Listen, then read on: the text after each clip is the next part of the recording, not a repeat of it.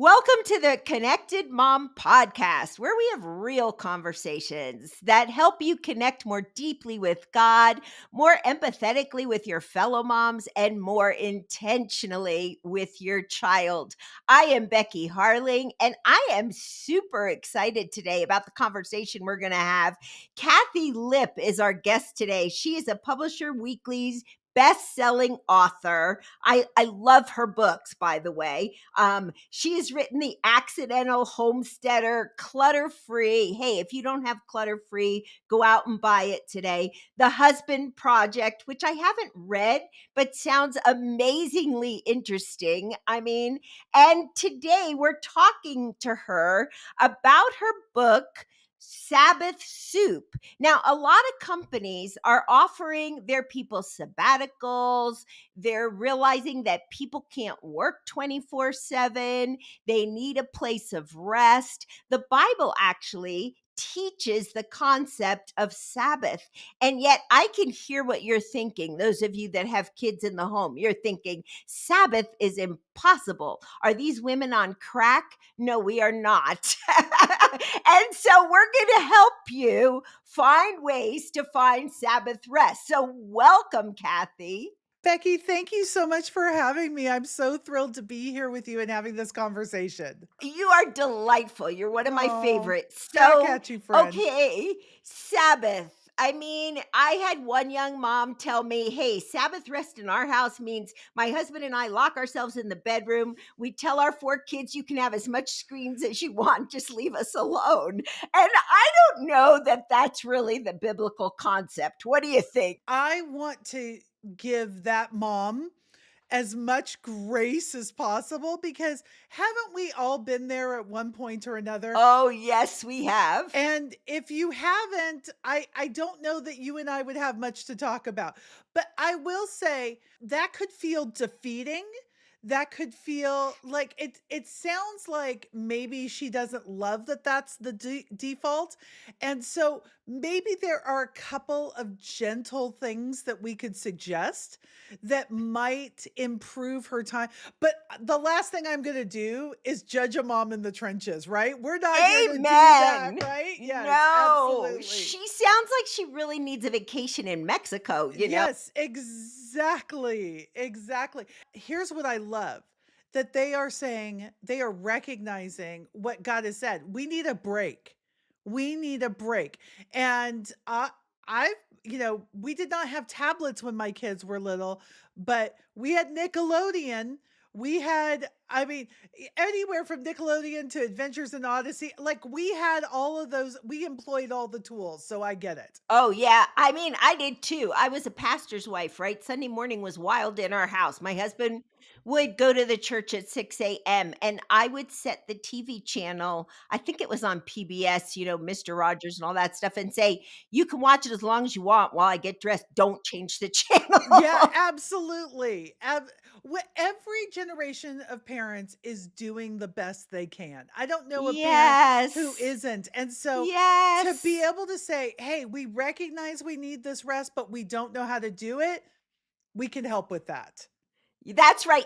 Kathy, this is interesting. Or I didn't plan to bring it up, but I am.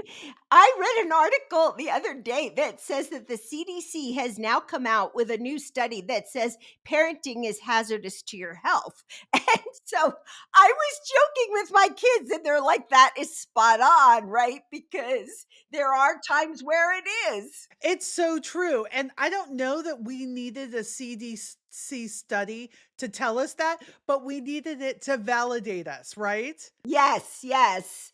And we need suggestions because we all love being parents. We love being moms. Some of us long to be moms from the moment we were married, and we love our kids, but we have to figure out this whole concept of rest and self care.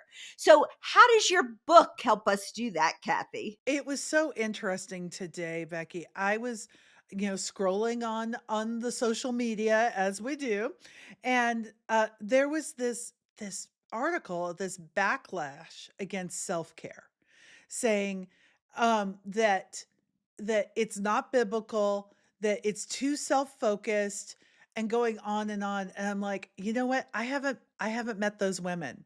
I'm sure that they exist. I'm sure there are extremes. The women I know are the ones who are caring for so many people. I we are, of course, in this sandwich generation where I have adult kids, I have aging parents. We're taking care of all that. Before that, it was in the trenches with the teenagers and Yep. the launching the young adults. And so I think the first step is to recognize that we were not built for 24/7. That Sabbath doesn't have to be lounging in bed, but Sabbath needs to represent a difference in a routine. It's to break those rhythms we have during the week, to recognize that God has created us for work, God has created us for connection, and God has created us for rest. And rest can feel like the most stressful part of all of that. And so to say, is there a way that we can do something different in our lives that symbolizes what, we see in creation? On the seventh day God rested, and that's what it is to represent to us. So what's that difference? What's that break in routine? And I think about people like you who were in, who had loved ones in ministry or who are in ministry. And Sunday is the least restful day of the year. So we have to figure out, what does that look like? Does it look like Friday night to Saturday night? Does it look like Sunday night to Monday night? I don't know what it looks like, but I think the first step is to say, hey, I need this. And the second step is to sit down and say, how can I plan for this? That is so good. And I think to those who are saying self care isn't biblical, you would have to go back to the Gospels and read about Jesus all over again, because Jesus took naps. Jesus went to weddings and had fun at parties. Jesus withdrew for time alone with the Father. And I think I feel for today's moms, because I think they're being fed this message: you are limitless. You can do it all. But that's not godly, because God has designed us with limits and to live within those limits and embrace them. Yeah, we can do it all. We just, I love this phrase. We can do it all. We just can't do it all at the same time. When Roger and I blended our family, we, fortunately, and I know this is not everybody's circumstances, Roger made enough money that we could make it. Now, we were living in Silicon Valley, the most expensive place like on the planet to live. And so it wasn't great, right? We didn't get to do everything we wanted to, but we did feel like for the first couple years of our blended family, it was really important for me to stay home for that time. It was for a time. And A as a season. right, as a single mom, I didn't have that choice. I needed to go and earn an income, but these were all seasons for a time. And so when we declare one way is better than the other, or I can do it all, or I can't, like, we those proclamations don't work because the seasons change. And so I think you're absolutely right that we have to get rid of this lie that we can do it all or we're supposed to be able to do it all. I think there's pressure on moms today that it has to, to your point, that it has to look a certain way. Well, I know moms who are working who are living within their limits. I know moms who are not working. I know moms who are homeschooling. I know moms who are doing a hybrid. I know motherhood looks different. It looks different in every season. It looks different in every culture. But in that journey of motherhood, there has to be some rest. There has to be some places where we recover our souls and where we find rest, right? So, how do we find that rest, Kath? So I think the first thing to do is to say, I want that. I need that. And to not throw up our hands and say it's impossible. So here's the book Sabbath Soup, that I wrote is really about how do we be gentler with ourselves? How do we be gentler with saying, this is what I need? So, what I was really experiencing, and this is going back to when my kids were teenagers and we were in this blended family, and we had 13, 14, 15, and 17, and none of them were fans of the situation. Like, we were figuring it out. But I really figured out a way that at the minimum, that on Sunday, I was not spending all my time in the kitchen because I knew these people still needed to be fed. We still needed to make sure that, lunch and dinner were on the table. We didn't have the money at the time to be eating out. We just did not. And I have no problem with eating out. So with me, it started with, okay, when I go to Costco, I'm gonna get that rotisserie chicken. And we're gonna eat that on Saturday night. And I'm going to buy the two things of soup. And we're gonna eat those after church on Sunday. And then, Sunday night, we're going to do something simple. Like, we're just gonna I'm gonna buy the ingredients for a taco bar and everybody can make their own. So it was really like I didn't have a bunch of time to be cooking because at that point, I was at home full time, but I was also doing ministry. Like there was just a lot going on. But I just needed to plan ahead so that Sunday I wasn't in the kitchen the whole time. And by the way, let me just state up front, like my husband is great about coming alongside and like cooking. He's not the cook of the family, but he is the chief dishwasher of the family. Like Amen to that. yes, I have a partner in all things, but when he was out working and I was at home, most of this stuff fell to me. And it was very easy for me to get into the kitchen and feel like I'm just here all day. Like I am here all day. And I had to break that feeling so that one, I was not resentful. Two, I got some rest and Roger didn't feel guilty about wanting rest because he needed rest too. We all did. Yeah, I think that's so good. And I think Sabbath rest does look different for different people. As you mentioned, for those of you that are listening, that maybe your husband is a pastor or you're a pastor, Sundays are anything but restful, right? And so figure out ways where you can recover your soul, maybe on Monday or maybe Saturday or maybe Friday, but just choose some time where you can relax and rest a little bit because otherwise you are going to burn out, right? For me, that is all about thinking ahead because life is coming whether Ready or plan not. for or not. Yes, exactly. And what you were talking about, all those different kinds of mothering that are going on, can we all just agree everybody's working at capacity? If you're work if you're working full time and raising kids, you're at capacity. If you're staying at home, you're at capacity. Like all of these things are at capacity. And I was a single mom, I was at capacity. Like there was nothing more I could do. We all are making these different trade-offs. And so like when I was at home, some of my trade-offs were, okay, we're going to buy the chicken instead of making the chicken. We're going to buy the soup instead of making the soup. Now that I have a little bit more bandwidth, I don't have four extra human beings who are relying on me all the time. I can I can cook for a week on a Saturday morning or on a Friday morning. But that wasn't really possible when, I had kids at home. Now, what changed for me is that as my kids got a little bit older and my daughters moved out, my sons moved out, they're like, It's really expensive to eat out." And we're like, "Yeah, that's why your dad and I were so mean all the time. Like, no, we can't go to McDonald's. No, we can't go to In-N-Out. No, we have to go home and eat the food that's already bought, right?" So, but when they would move out, they're like, I I need to cook too. Like I need to do one son and two daughters were into cooking. One son will not cook until Jesus comes back. That's just who he is. So we would all cook together and we would prep meals and they would take them to their respective apartments.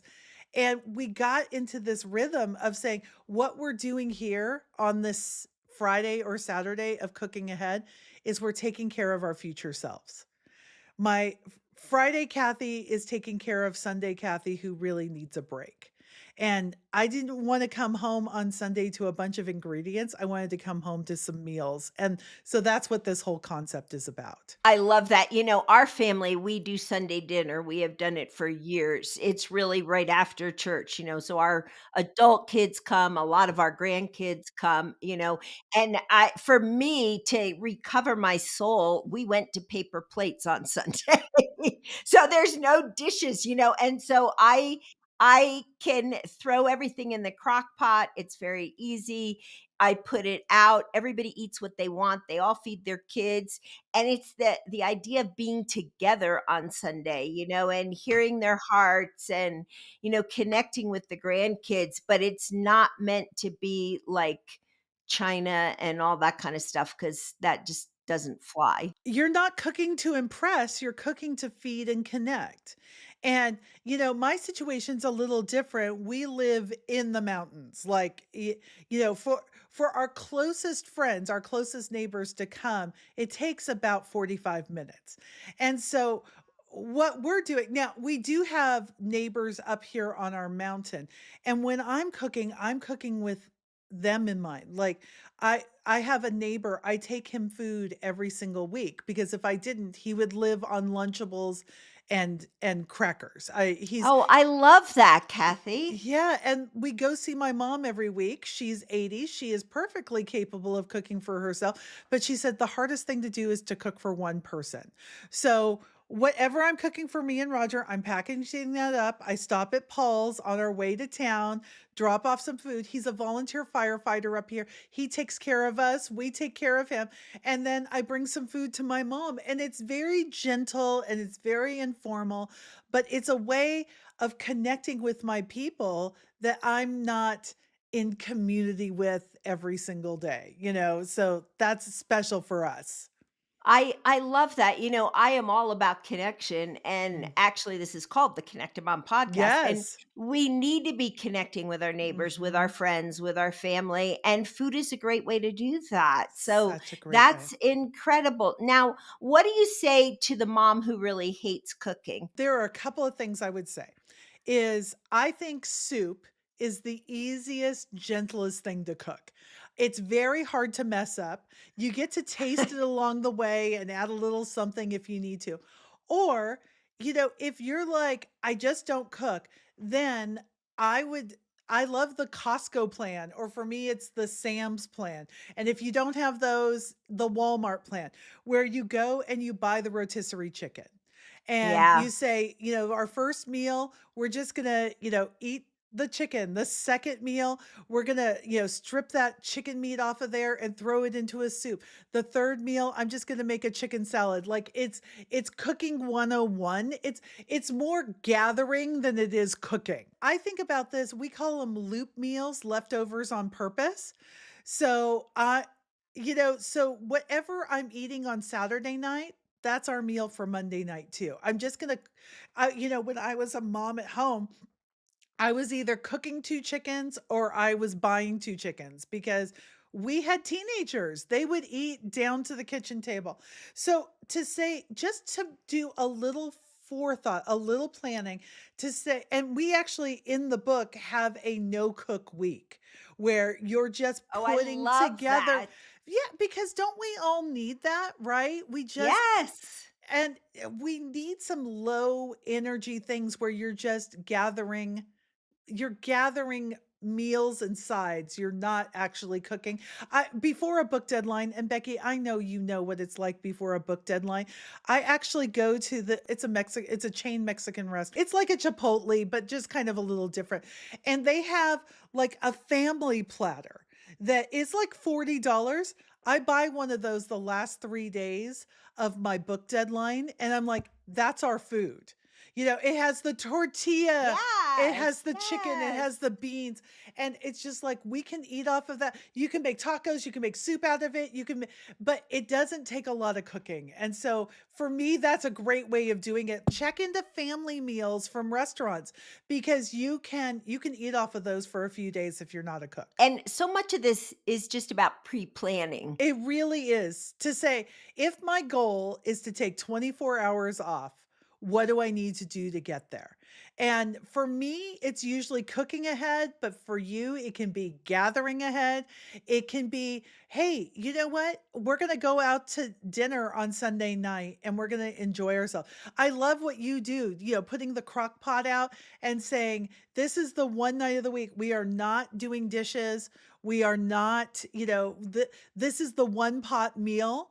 And I love a good one pot meal. I also love a good buffet meal where it's like we were talking about the tacos or an ice cream sundae bar, anything you can do ahead. Another cheat I love is like last night we had campers who were staying with us and it was a crazy busy day. And I'm like, Roger, can we just barbecue? And as long as I say, this is what I want to barbecue, he has no problem. So we had this grilled zucchini and we had Italian sauce. It was wonderful. And I just made a peach crisp and some ice cream. And they all said this was the best meal they had had in weeks. And it was so simple.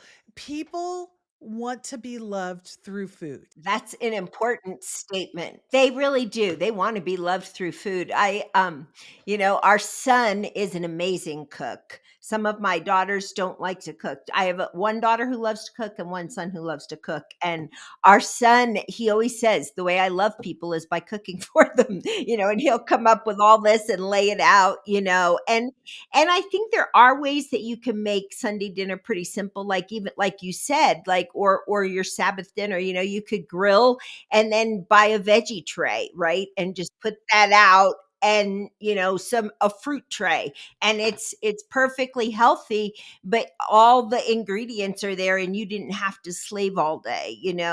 Becky, it's so important to me, like in this book, there are a million recipes. It's not just soup. It's like, but what's important, what I think what I was trying to do with this is uh, the meal plans to say, I don't care if you buy the Costco ribs or make them yourself, just feed your people.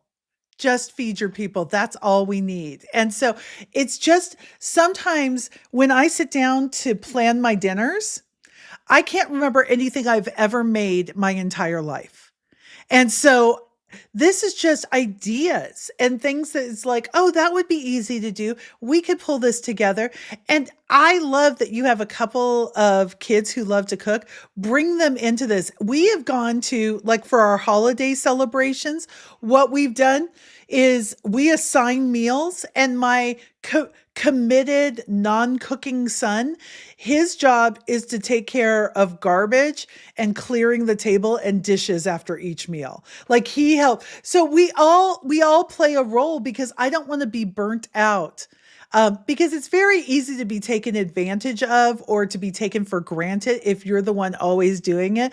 But when we switch off, when people are hungry, that makes everything more delicious. And so if you can Yeah. feed people who are coming alongside you, helping to prepare the meal, it's wonderful. I love that. We've kind of moved to like potlucks for holiday dinners, I love everybody. it.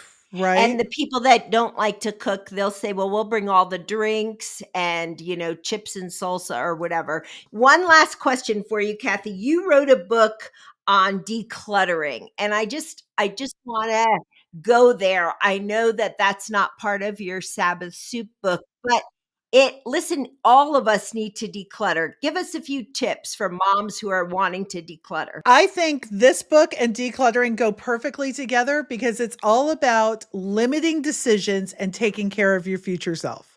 So, with decluttering, what I like to do is limit some of my decisions. I am not a minimalist, Becky. I am a maximalist. I love stuff around me. It makes me comfortable. But I only have things around me that I love, I use, or I would buy again. If I limit it to those three things, I have a house that is curated and loved.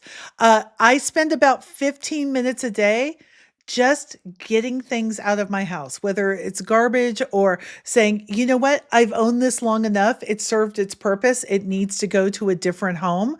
I spend about 15 minutes a day just doing that.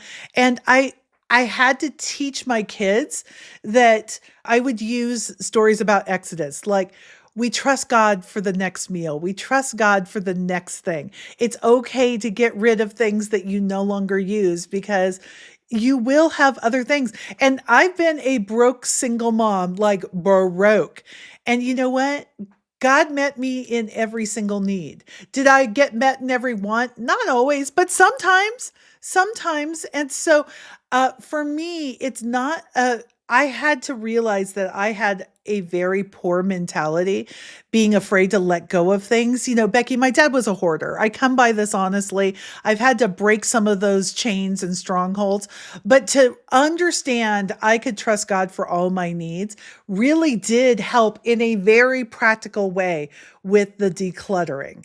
And yeah, I could talk about decluttering all day. I'm kind of obsessed with it because it's changed how I live my life. And it really led to saying, I'm going to take care of my future self when it comes to Sabbath. So it's a beautiful connection. Yeah, I love that, Kathy. And you actually have a podcast about decluttering. I do. It's called Clutter Free Academy with Kathi Lipp, and we talk about decluttering every day. And you're like, can you think of things to talk about decluttering every day? The podcast has been going for 10 years. Yes, I can. And you, okay, wait, you do your podcast every single day?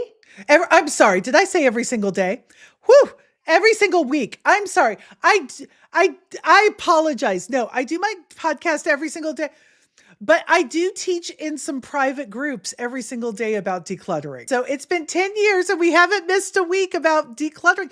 Because, yeah, it's easy to let things build up in your house. And we're constantly talking about how do you make more space for yourself? I love that so much. This has been such an incredible session, Kathy. I love you. I have loved interviewing you. Mamas, I want you to make sure you go out and get both her clutter-free book and Sabbath soup because they go together, as Kathy said. And Kathy, where can our listeners get those books? So if you go to sabbathsoup.com, we have also if you pre-order if you order the book, we have 4 extra weeks of menus that we will send you right away while you're waiting for the book to come. So you can get started right away. And we have all sorts of amazing tips about getting dinner on the table, saving money, saving time, saving energy, because we all need to save in all of those areas, don't we? Oh, we do. Hey, this has been wonderful. And ladies, if you missed all that, we will have it in the show notes. So it'll be easy for you to find that and for you to connect with Kathy. I want to encourage you to listen to her clutter free podcast. I think that would be awesome. And Kathy, would you just pray for our moms out there Oh who my just goodness, I would love to. desperately need rest? Father, I am so grateful for the women who they're carrying so much. And God, I pray for the women who have partners who can come alongside them. I pray for rest for both of them. I pray for each and every person who is listening that there would be surprises of rest. There would be pockets of rest, and that we can plan to take care of our future selves so we can take care of all that you've entrusted with. God, we are so grateful. In Jesus' name, amen.